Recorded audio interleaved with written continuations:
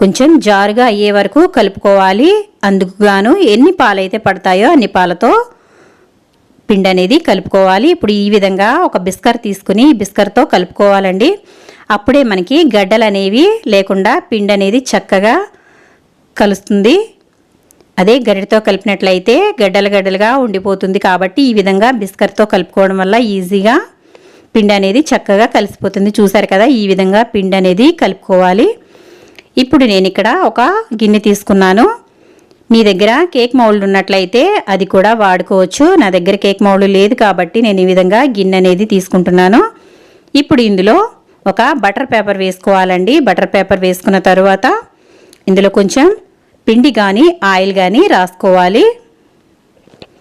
నేను ఇక్కడ నెయ్యి అప్లై చేస్తున్నాను.